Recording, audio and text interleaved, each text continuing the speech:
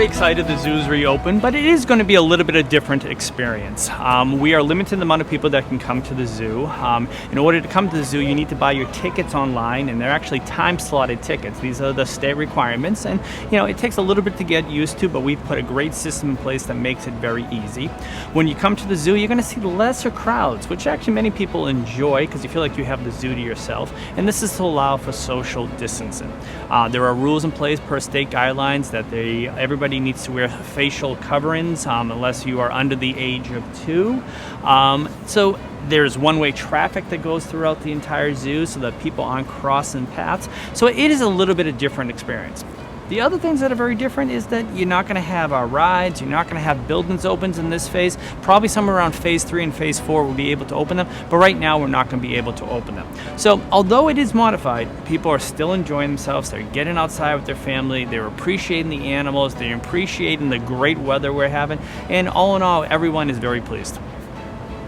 So as we are restricting the amount of people that come to the zoo, we are basically offering not only tickets for general admission, we're also offering tickets under membership. Now, one of the best values on all of the South Coast is a membership to the zoo. It gives you unlimited access to the zoo. You're still going to have to buy your tickets online or actually reserve your tickets online, but you can come to the zoo as much as you want. And we have families that come to the zoo multiple times a week where there is still not a lot open in the community. People are thrilled to be able to get out, be out with their families, and while they're here seeing everything the zoo has to offer. So getting a membership, you can get one right on the bpzoo.org website. It is the best value in the South Coast in our opinion, and it's going to be a great, not only during normal times, but particularly during the times we're under right now.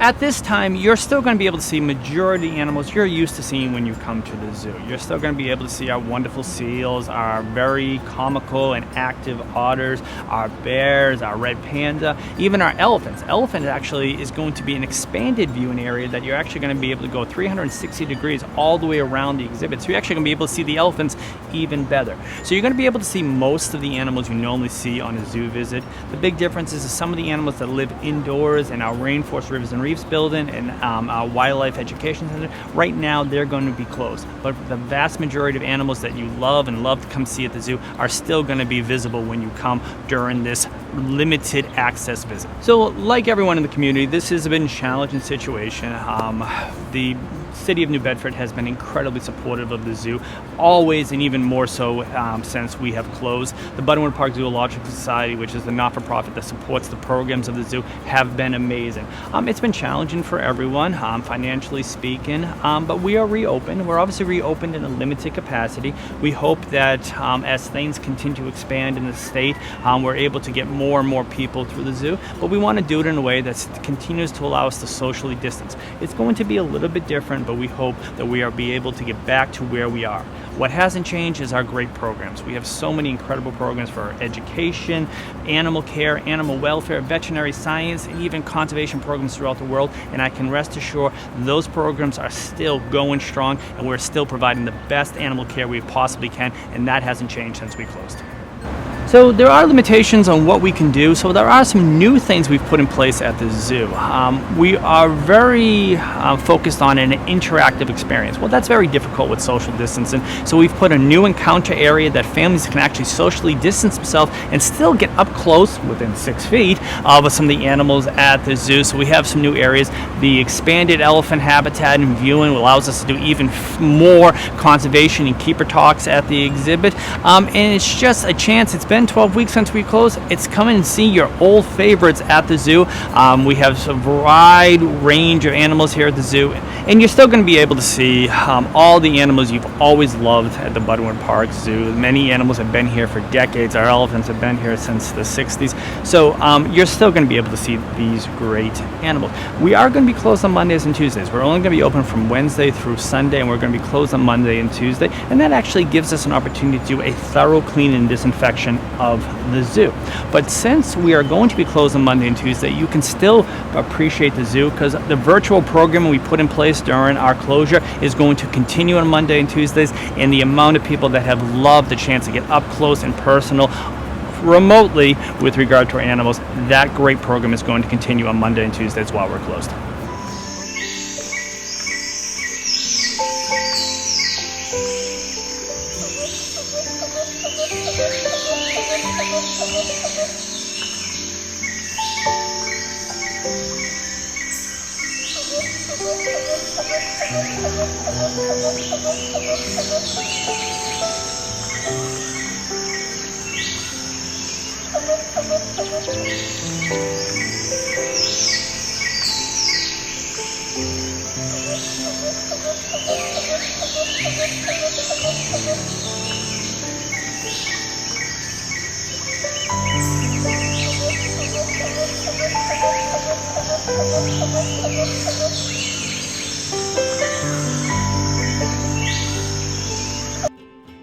So when people come to the zoo, there are some animals they obviously gravitate to, and they think of the zoo. They think of our elephants, and they think of our seals, and then maybe our bison and our black bears. But there are so many different species here at the zoo, and many of these are endangered species that we're involved in conservation programs. So you may be coming in to see the elephants, you may be coming in to see the otters and the seals and these more charismatic species, but when you hear some of our bird species, some of our amphibian species, the large array of biological diversity we have represented here at the zoo, people are surprised. They came in to see an elephant and they walk away going, my God, did you see the butterfly garden with all the butterflies and caterpillars? So it is a chance to really appreciate wildlife and actually expand your education on our natural world. So some of the most beloved residents in the community are our Asian elephants, Ruth and Emily. They are two of the oldest, or the most geriatric elephants in the country. Ruth, our older of the two elephants, is 61 years of age. Emily is 55 years of age. Actually, Emily's been here since 1968. They're basically in retirement here at the Buttonwood Park Zoo. We expanded their habitat a couple of years ago and made some modifications to make the last few years even more comfortable here in New Bedford. These are going to be the last elephants that will be in New Bedford, so this is a chance to see Ruth and Emily. As I said, some of the most beloved residents of our community, and they're doing incredibly well. They have an amazing team that takes care of them, and age considered, they are doing fantastic here at the Buttonwood Park Zoo.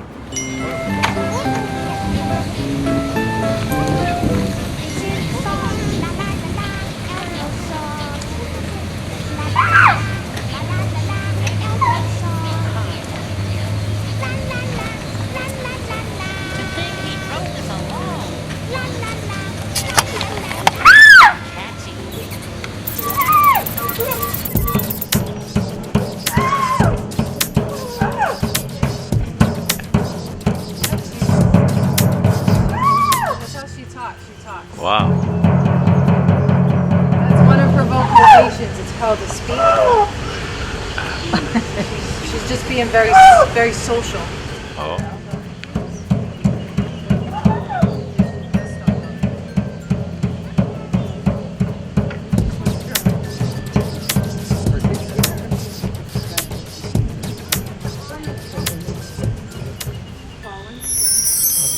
A lot of the animals here at the Buttonwood Park Zoo are native species that were orphaned or injured in the wild, and that's true for our harbor seals. We have two harbor seals, Yellow, who actually is the mother of Blue.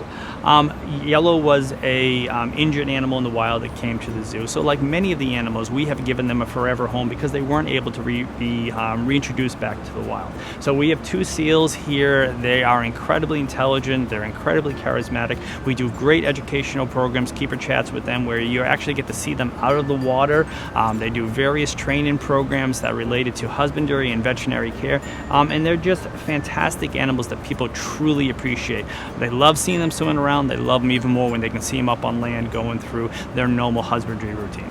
One of our newer species at the zoo that we have brought in over the last year or two is red panda. Red panda is a species from temperate Asia. It is an endangered species. We're involved in supporting this species in the wild. They're incredibly beautiful. They're probably, if you were to poll our guests, probably the cutest animals just from a visual standpoint. They're a beautiful animal. They're very unique.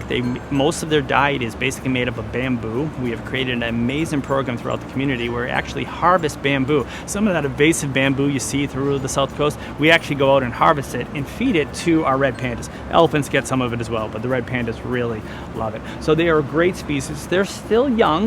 We're hoping to develop a conservation breeding program here over the next year, and we hope to have red panda pups on the grounds over that period of time. But they are a great species. They have great biology to learn about, and they're an endangered species that needs work, so we're very proud to be involved with that species. Buttonwood Park Zoo opened Rainforest Rivers and Reefs in July of 2017, and part of that is we brought in 6 species of small primates from Central and South America. Now, unfortunately, that building is closed right now because of our limited opening, but we do on every day have 2 of the species outside in our outdoor seasonal habitats. So you may not get to see all 6 of them when you come to the zoo right away, but we have at least 2 of them outside every day, and we'll be expanding that as the summer goes on. Here at the zoo, we do focus on a lot of native species that are found throughout New England and even in some cases Massachusetts. And we actually have 3 species of cats, which is our cougar, also known as mountain lion and panther, our bobcats, and our Canada lynx. Canada lynx can be found up through sections of Maine, New Hampshire, and possibly into Vermont. So we have 3 New England species of cats, cougars being the largest species that we have here at the zoo. They're about 130, 140 pounds, and they're very majestic, beautiful animals. And the way it's configured here at the zoo, you can get up close and see these guys incredibly well. They're not far at the distance. We have developed these habitats so people can really appreciate them. So not only do you get to see one amazing cat species in cougars, when you come to the zoo, you actually see 3 native cat species, which we're very glad to share with the guests who come to visit us on a regular basis. One of the challenges of managing the zoo during a COVID-19 pandemic is that there are some species that reside here at the zoo that are either susceptible to COVID-19 specifically or in general susceptible to coronaviruses. We know that cats, this was seen at the Bronx Zoo, can get COVID-19. There is a lot of evidence that species like otters and skunk, which we have here at the zoo, could be susceptible, and even species like red pandas and our primate species, we know they can get coronaviruses, and we are pretty confident they may be able to get COVID-19 as well. In those circumstances, we have put in additional barriers because we need to make sure our animals stay safe.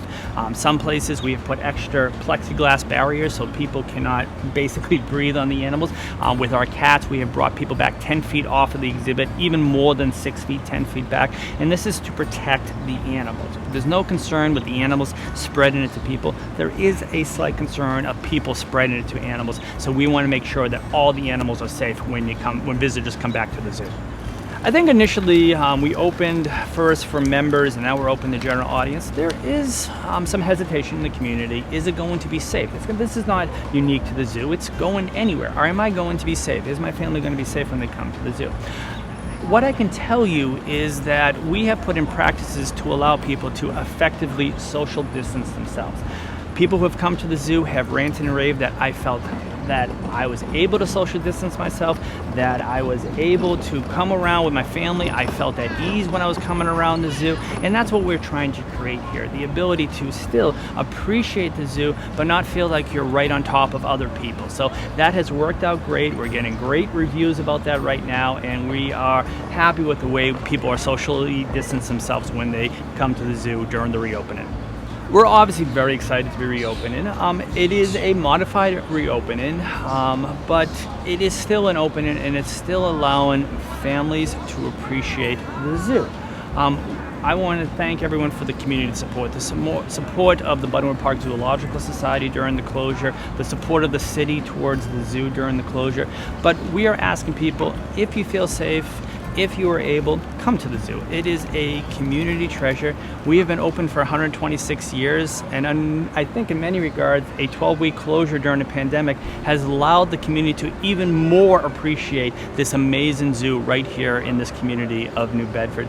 So we have put in practices to allow people to socially distance themselves, and we are confident that we're going to be able to maintain that social distances while people here at the zoo. I've been the director for about 7.5 years, and one of the reasons that I came to New Bedford and I came to the Buttonwood Park Zoo is the amazing community that supports the zoo. I've worked at larger institutions that didn't have the same community support, so I just want to thank the community. I really want to encourage people to come back to the zoo. It's been here a long time, it's still going to be here, and it is a great opportunity for your family, not only to get outside, spend family time together, but to truly learn and appreciate wildlife and their conservation in the wild.